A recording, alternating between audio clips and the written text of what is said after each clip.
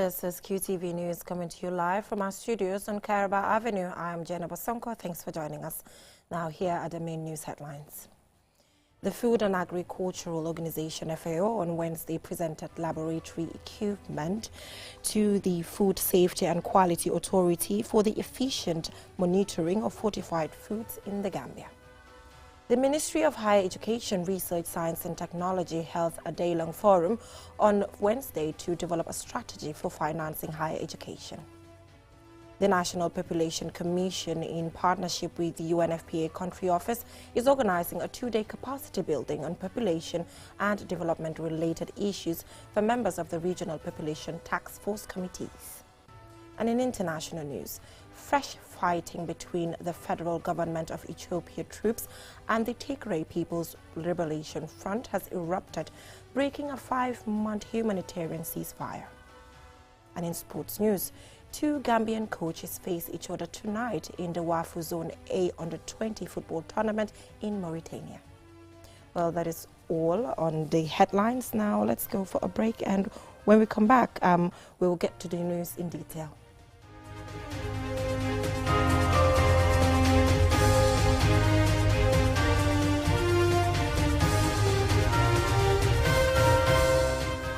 Thank you for joining us. I am Jenna Bosonko and you're watching QTV News. Now, the Food and Agricultural Organization FAO on Wednesday presented laboratory equipment to the Food Safety and Quality Authority for the efficient monitoring of fortified foods in the Gambia. The story by Ajibinto Drame. For the first time, the FSQA has received laboratory equipment such as an atomic absorption machine, an HPLC machine and an ultraviolet electrophotometer, among others. The machines will enable the FSQA to improve the legislative and regulatory environment for food fortification and contribute to ensuring that there is an increased availability of fortified foods through monitoring, sampling and testing. Fatou Samba, a representative from the Office of the Vice President, thanked the EU and the FAO for their support. She states that laboratory testing of food has been a challenge for exporting and in-country food products. The two machines will be very useful to FSQA, especially as the authority begin to implement a mandatory food fortification regulation, which requires implementation of national monitoring plan that includes periodic and regular sampling and testing of fortificants in food throughout the country. The laboratory equipment were procured through the project titled Improving Food Security and Nutrition in the Gambia Through Food Fortification. Moshibudi Rampidi, the FAO representative in the Gambia, commended the FSQA and hopes the equipment will enhance their capabilities. Nationally, we do accept and recognize that we still have to deal with iron deficiency, vitamin A deficiency, and iodine deficiency. And for the Gambia, we still have a lot of work to do because for now, only about 10% of the households have got adequate, are consuming adequately iodized salt. Whereas globally, the expectation is that at least 90% of households should have adequate iodine. So I'm hoping that the European Union will not walk away today. You will still give us more resources because there's still a lot of work to be done. In addition to other comments, Evangelina Blanco Gonzalez, representing the EU, implores FSQA to utilize the equipment judiciously. Abdulaziz Sise, Director of Social Behavior Change Communication at NANA, hails the project and says it will help address malnutrition in the country. So the project giving birth to such a platform is hailed as a step in the right direction, and the National Nutrition Agency in particular will definitely want to see that the NAF continues and do its work in terms of coordinating not only food security but nutrition as well, and also bring the partnership in terms of coming together and see how best we can mitigate the issue of malnutrition, trying to inject and trying to coordinate all the efforts from the private sector to make sure that all the foods that we brought in this country is fortified. The establishment of food testing lab was supported under the Food Fortification Project, co-founded by the European Union and FAO, which aims to improve micronutrient nutrition and health outcomes of vulnerable women and children in the Gambia, especially in the North and Central River regions. Ajibintu Drame, QTV News. Now, the Ministry of Higher Education, Research, Science and Technology held a day-long forum on Wednesday to develop a strategy for financing higher education. The event brought together stakeholders to discuss, share ideas and expertise and reach a consensus on a financing model for higher education in the Gambia. Omar Pijalo tells us more. The significance and pivotal role of higher education in socio-economic growth and national development is undeniable.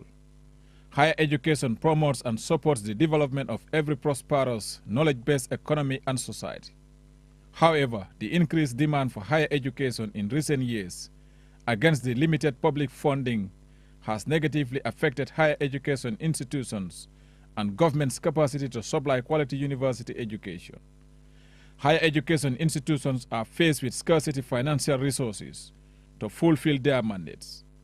The Permanent Secretary at the Ministry of Finance and Economic Affairs, Motke Seka, said the missing link in the country's education system is skills, hence the need to invest more in education. PS Seka gave an assurance of his ministry's support to any agreed new model for financing higher education. The financing for higher education has been sidelined for some time, and there are so many things that needs to be done in this sector if we want to positively influence development in this country. We cannot underestimate the importance of building the human capacity of this country. Alaji S. Dabo, the chairman of the Public Finance Select Committee, said the forum is important for higher education decision makers who need information about the sector and the current funding models to design future policies. The traditional model of budgeting or financing the ministry, in particularly higher education, there's a need we graduate from that. I did emphasize innovation is very important in science and technology, and to draw a budget line towards innovation to enhance our university education is paramount. And on that, I urge on the ministry to do proper planning, and thereafter for the Ministry of Finance to consider the plan of the higher education. Henrietta Sonko, the head of the MRC Holland Foundation, said higher education institutions are the bedrock for training qualified individuals equipped with the talent and competence to bring about economic growth and national development.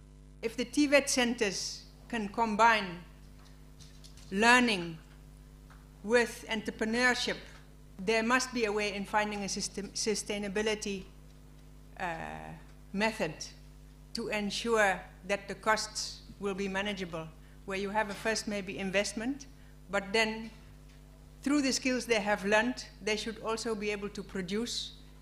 The Minister for Higher Education, Research, Science and Technology, Professor Per Gomez, said higher education institutions are facing financial distress due to the ever-increasing student population coupled with inadequate funding. He added that the current public funding model fails to address the financial needs of higher education institutions and thus contribute to the production of poor graduates. I'm telling you today that you will be wasting your time. As a nation, you will be wasting your time if you don't understand that education is an investment, that there will never be any sustainable development in this country. This is my position. If you do not invest in higher education, you've tried different models, 57 good years now. What are your results? Let's change, and let's now understand that higher education must be an investment. By the end of the forum, participants are expected to have an analytical view of the current higher education funding model and make recommendations that will ensure sustainable financing for higher education. Reporting for QTV News, I am Omar P. Jallo. Hopefully with the right investment, the narrative will change. Now from that story by Omar P. Jallo, the National Population Commission, in partnership with the UNFPA Country Office, is organizing a 2-day capacity building on population and development-related issues for members of the regional population task force committees across the country. Ali Sise has more. The 2-day convergence, which happened on Thursday, is organized as part of efforts of the Population Commission Secretariat to revitalize and reorient the relevant regional structures on population development to facilitate the effective implementation of population programs in the Gambia. Special emphasis is on the government of the Gambia, UNFPA-funded country program, and the upcoming National Population Policy.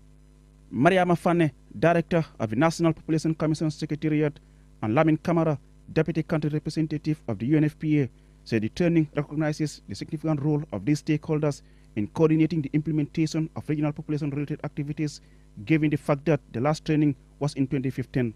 Talking about the UNFPA-funded country program, it has 3 transformative zeros. The first one having to do with ending preventable maternal deaths.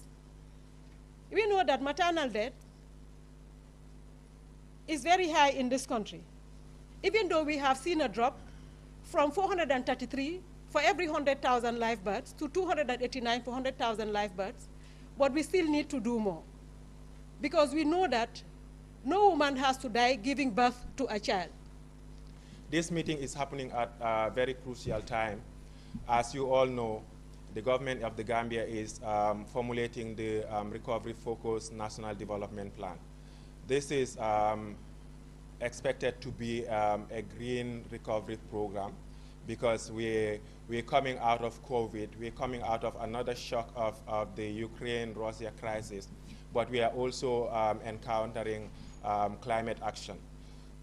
Among those attending this training are regional governors, the deputy mayors of KM and Banjul, and members of the regional population task forces.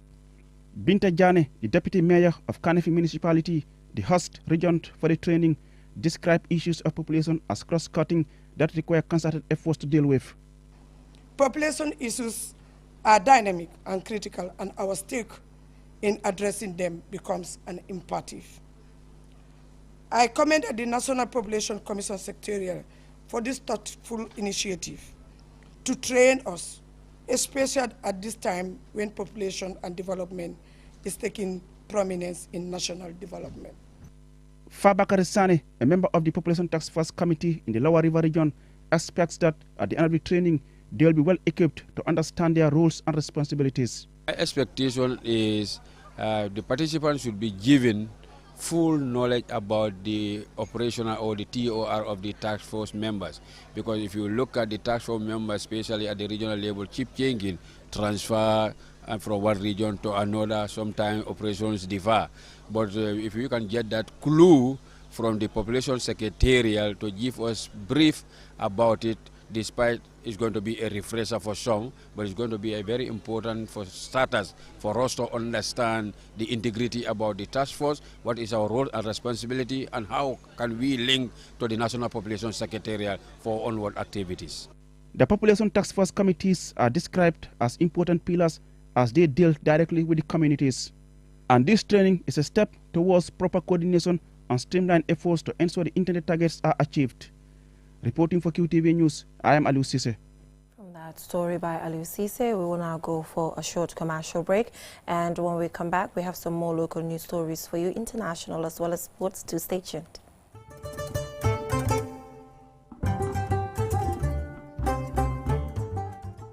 The Ministry of Health, in collaboration with partners, will be embarking on an other countrywide COVID-19 vaccination campaign from 11 to 28 August 2022.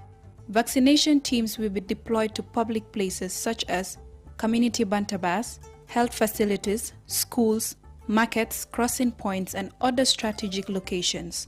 All eligible people aged 12 and above are encouraged to come out and be vaccinated. Vaccination teams will be administering 3 types of vaccines, namely Johnson & Johnson, Pfizer, and Sinopharm, all of which are safe and effective in preventing severe COVID-19 infection, hospitalization, and death. For more information, call the ministry's toll-free number 1025.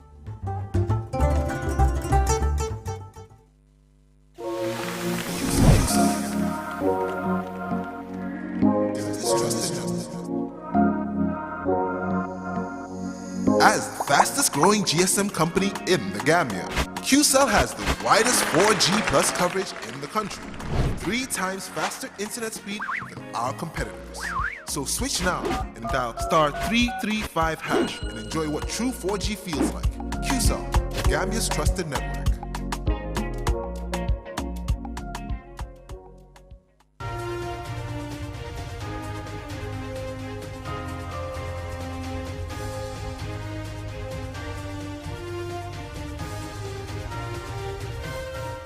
Welcome back from that short commercial break. If you're just tuning in, you're watching QTV News, and I am Jenna Bosonko. Now, still on local news, recently the Basse Area Council launched an initiative called Operation Trash Free Basse by embarking on a massive cleansing exercise, also placing trash bins at strategic locations within Basse. Our regional reporter Alaji A.F. Jalo was with the team and filed in this report. Poor handling and disposal of wastes are major causes of environmental pollution, which creates breeding grounds for pathogenic organisms. This is a problem in many parts of the Gambia, including Basse, where the Area Council is now taking a major step to address the challenges of managing waste in URR. The Council launched a pilot project called Operation Trash Free Basse by organizing street cleansing exercise alongside placing 60 trash bins within Basse to curb the menace of indiscriminate littering. During the exercise, the governor of URR, Sambaba, applauded the council for the brilliant initiative and urged residents to support council to create a trash-free environment. The reason why you came out is a laudable one. It's a national call, development for that matter, because it is our responsibility in making sure that the environment is very clean. If the environment is clean, our health is guaranteed. If the environment is not clean, our health is not guaranteed. I always say this, none of us would want to put on clothes that are tattered or clothes that are very dirty. All of us would want to put on clothes that are very clean. So it is also important, in as much as we are putting on nice clothes and keeping our houses clean, let's also try to keep the environment clean. The regional environmental officer, Mohamed Jallo, expressed his frustration with the attitude of some people towards indiscriminate littering. Mr. Jallo said his office will employ the tools necessary to enforce anti-littering laws. We are the custodians of all the environmental legislations, and we are responsible for the enforcement. So council is a duty bearer in waste management, and in that they collect waste, but also, you know, the people have to take their responsibility, said. If you look at the community, you know that people are not really doing what they ought to be doing, because they are seeing that it is council's responsibility, yes, and they are even forgetting what they can do at their own levels. If you look at the anti-littering regulations, it gives every resident a responsibility in the management of the environment. The chairman of Basse Area Council, Fode Danjo, the council's PRO, Omar Drame, and the planning and development officer, Yaya Sise, all expressed their delight over the project. They say the initiative will help their cleansing department properly manage the waste within Basse town. The reason why we organize this cleaning exercise is because we want to keep our town clean. At the same time, we are also trying to put up an initiative. The initiative is called Trash Free Basse. The reason why we want to introduce that, the council feels that nobody will come outside to clean our town for us. Nobody will come outside to make our town tidy for us. It is our responsibility to do that. So this is why we came up with that project.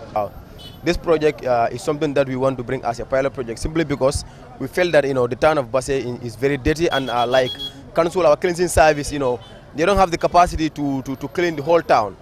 The pilot project, in the essence, starts from Basse Area Council down to Gambis. Those who know Basse, it's at the Hamadia Johnson. That's where the pilot project will stop, from Basse Area Council to Hamadia Johnson. We want to ensure that all that street is clean. The exercise was marked with a general cleansing exercise, which saw members of the security forces join the effort. This initiative and others include a change in people's attitude, if embraced by the community, will drastically reduce trust within the community and thereby successfully curb indiscriminate waste dumping in public spaces. Reporting for QTV News, I am Alaji A.F. Jallo. Brilliant initiative by the Basse Area Council there. Now from that, let's take a look at news beyond our borders.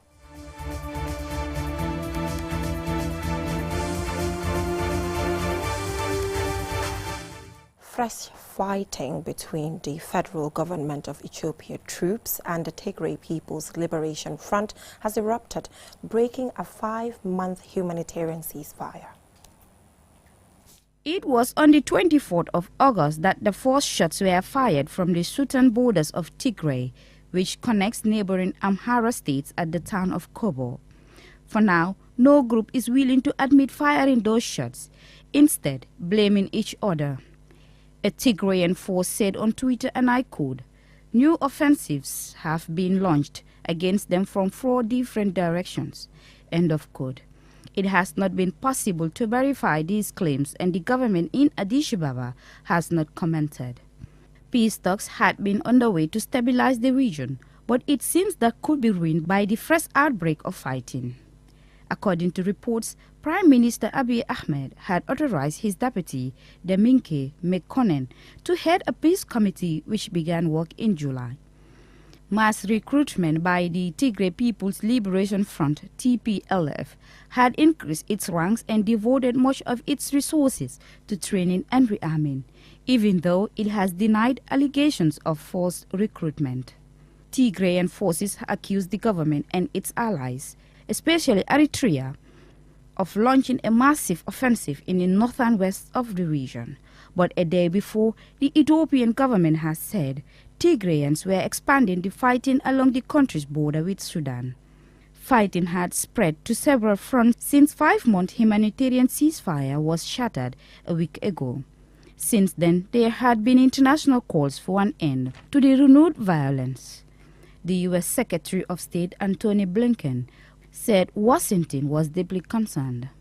Even though both sides have claimed they are ready for a peaceful resolution to the civil war, it has not seemed to stop the guns from firing. The conflict is an ongoing armed conflict that started in November 2020 in the Tigray region of Ethiopia between Tigray Special Forces led by the TPLF and the Ethiopian National Defense Force, in alliance with the Amhara Region Special Forces. Since then, more than 500,000 Tigrayans have lost their homes, and many are still fleeing the region, particularly as peace seems far away. For QTV News, Lolly M. Camara. Unfortunate situation there. Now from that story by Lolly M. Camara, let's take a look at what is happening in the world of sports.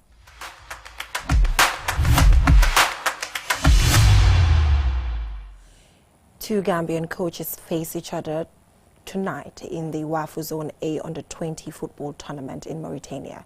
One is the Gambia Under-20 coach, while the other is the coach of the Liberia Under-20 team. Our sports reporter Momodu Gajaga has more. Gambia's Under-20 coach Abdoulaye Bojang, coming off a victory against Cape Verde, will take on Liberia, who are coached by former Gamtel and Under-20 coach Tafa Mane. The Gambia Under-20 team began the defense of their title with a 2-0 win against Cape Verde, with both goals scored by Balamin Sow, who won Man of the Match award. This is how the Gambia coach Abdoulaye Bojang and match winner Balamin Sow reacted after the 2-0 win against Cape Verde on Tuesday. Actually feel very happy. The boys executed exactly what we trained. Looking at the build-up, it was definitely very good. Keeping possession of the ball, making penetration passes, playing through the wings, centers, and creating opportunities and taking them. It was very good. We hold on to the ball. We were able to create a lot of chances. Fortunately, we scored 2 goals, but we could have scored more. Tactically, the boys were very well disciplined in terms of attacking and defending.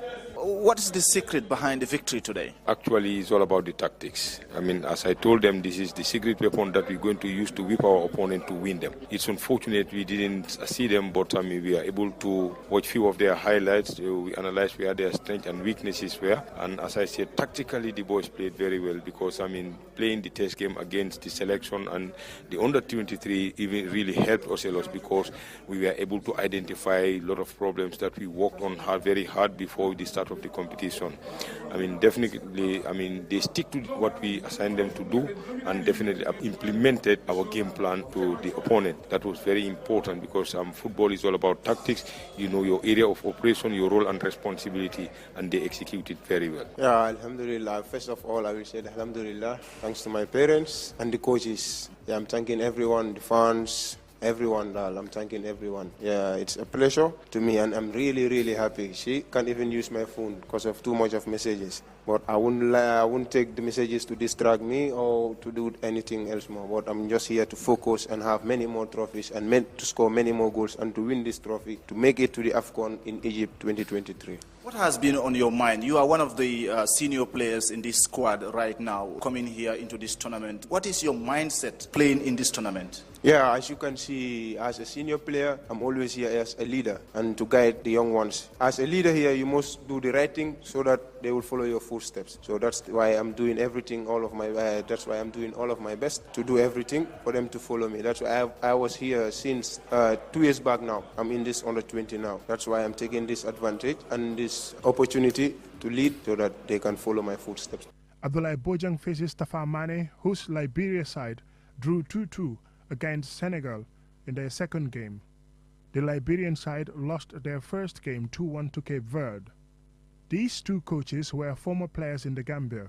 Before getting into coaching, they are familiar with each other on the pitch and even as coaches in the Gambian League. This will be their first meeting in the national youth team level. Group B, which has 5 teams, is currently topped by Senegal with 4 points after 2 games. Gambia second on 3 points after 1 game. Cape Verde are third with 3 points after 2 games. And Liberia have a point after 2 matches. Guinea are bottom without a point, having only played 1 game. Mamudu Gajaga, QTV News. 2 Gambian coaches face each other tonight. Interesting, but rather exciting even. So it seems that is all we have for you in this edition of QTV News. Don't forget to join us at 10 p.m. for another bulletin. Thanks for watching. Have a good evening.